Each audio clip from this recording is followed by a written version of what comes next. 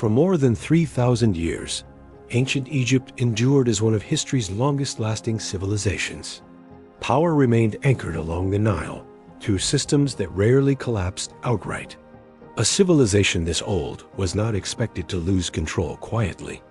Egypt's stability came from geography as much as governance. Annual Nile floods supported agriculture, taxation, and centralized authority. Control of water became control of the state. Political power was reinforced through religion. The pharaoh ruled as guardian of Nat, responsible for maintaining order and balance. As long as this system held, Egypt governed itself. To outsiders, Egypt appeared timeless. Dynasties changed, rulers shifted, yet temples endured and rituals continued. Continuity concealed gradual changes beneath the surface. By the 1st century BCE, Egypt still appeared powerful. Its grain fed the Mediterranean, its treasury remained rich, and Nile cities thrived. From the outside, little seemed broken. But endurance was not in control. Under Cleopatra in the 1st century BCE, Egypt still stood as a civilization, while its ability to decide its own future quietly slipped away. For centuries, Egypt governed itself through a centralized system tied to the Nile. Decisions about land, labor, and food moved along the river from the capital outward. The state authority organized irrigation and grain storage. Flood levels were measured, harvests recorded, and surplus redistributed to keep society stable. Taxation linked agriculture to governance. Grain was collected, stored, and reassigned through state channels, binding local communities to central authority. Administrative districts are managed daily order. Local officials enforced policy, organized labor, and maintained stability beyond the capital. Authority was distributed, not fragmented. Military power protected borders and trade routes. Egyptian forces secured the Nile corridor, allowing resources to move without constant disruption. Temples reinforced the system economically. They owned land, employed labor, and redistributed resources while legitimizing authority through ritual.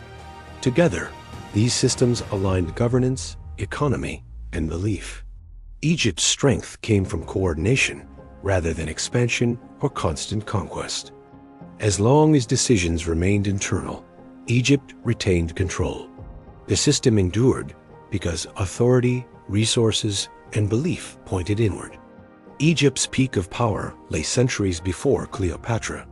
By the late 1st millennium BCE, the civilization remained rich and organized, but its strategic dominance had already faded. Repeated foreign conquests reshaped who held authority. Assyrians, Persians, and Macedonians ruled Egypt without dismantling its internal systems.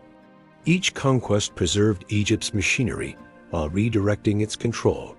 Governance remained Egyptian in form, but decision-making shifted upward and outward.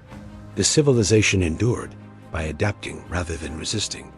Stability was maintained, but independence narrowed with each transition. Over time, continuity became inertia. Egypt's institutions survived, but innovation slowed and strategic direction weakened. Egypt still appeared powerful from the outside. Its grain fed the Mediterranean, its wealth attracted rivals, and its population sustained regional influence. But power increasingly belonged to those who controlled Egypt, not to Egypt itself. Influence came from outside the Nile Valley. The civilization continued living on past strength. Egypt had not collapsed, but it no longer shaped its own direction, surviving without setting the course of its future. After Alexander's conquest in 332 BCE, Egypt entered a new phase under the Ptolemaic dynasty. Greek rulers took control while preserving Egypt's existing institutions. The Ptolemies ruled as foreign monarchs. They adopted pharaonic titles, but real governance operated through a Greek-speaking elite based in Alexandria. Alexandria replaced Memphis as the decision-making center. Policy, finance, and diplomacy were coordinated from the coast, not the Nile heartland. Geography reshaped power. Egypt's economy was reorganized for export. Grain production intensified to supply Mediterranean markets and foreign armies. The Nile fed empires beyond Egypt. Revenue flowed upward through taxation and monopolies controlled by the state. Wealth increased, but flexibility declined as the system optimized for extraction. Military power depended increasingly on foreign troops and mercenaries. Security was maintained, but loyalty shifted from land to pay. Egypt functioned efficiently within this system. Stability returned, but independence narrowed as decisions increasingly reflected external priorities. The Ptolemaic state worked, but its center of gravity had shifted. Egypt remained intact, yet its power now pointed outward rather than inward. In 51 BCE, Cleopatra VII inherited the throne of Egypt. She ruled a kingdom that still appeared wealthy and stable, but whose decisions were already constrained by outside powers. Cleopatra ruled a state rich in grain, silver, and a strategic location. Yet military security and diplomatic survival increasingly depended on Rome's approval. Her authority at home was symbolic before it was strategic. Court rituals, temples, and titles projected continuity, even as real leverage narrowed. Rome had become the arbiter of Mediterranean politics. Egyptian policy was shaped less by long-term planning and more by immediate survival. Cleopatra's alliances were not personal or romantic choices. They were structural responses to a state that could no longer secure itself without external support. Each decision reduced Egypt's freedom of action. Reliance on Roman backing slowly narrowed the space for independent policy and long-term planning. Cleopatra did not dismantle Egyptian sovereignty. She managed its final limits within an inherited system already reaching its boundary.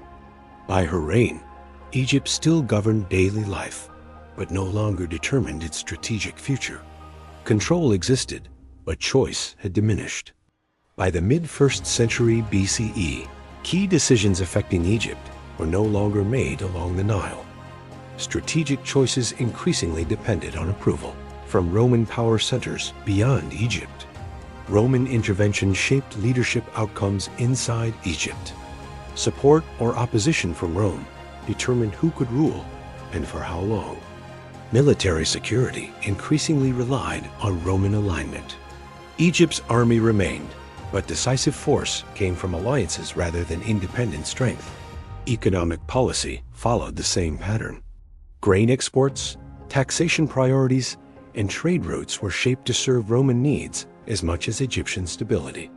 Domestic governance continued, but within shrinking boundaries.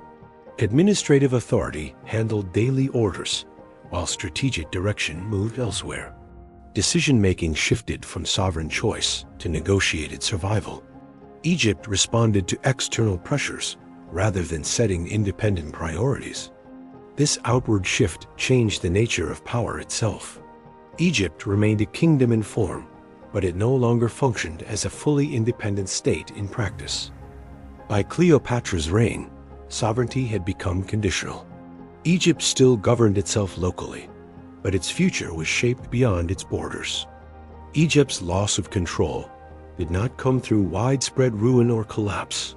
Cities, temples, and farms remained active as political authority quietly shifted hands.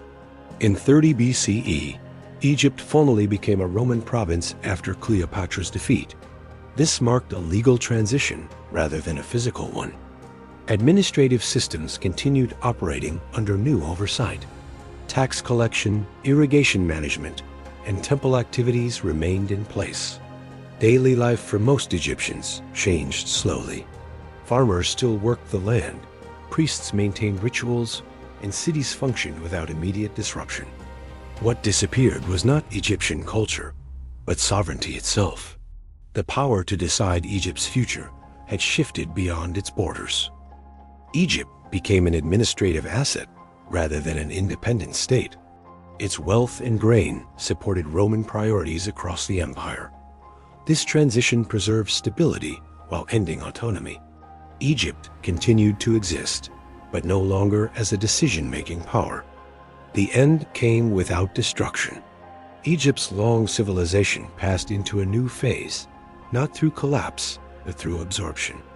What Egypt lost was not its monuments or traditions.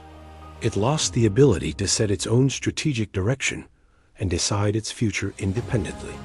Political decisions that once originated along the Nile were now shaped by external priorities. Egypt remained functional, but no longer sovereign. This shift separated cultural survival from political power. Egyptian identity endured, even as authority moved elsewhere.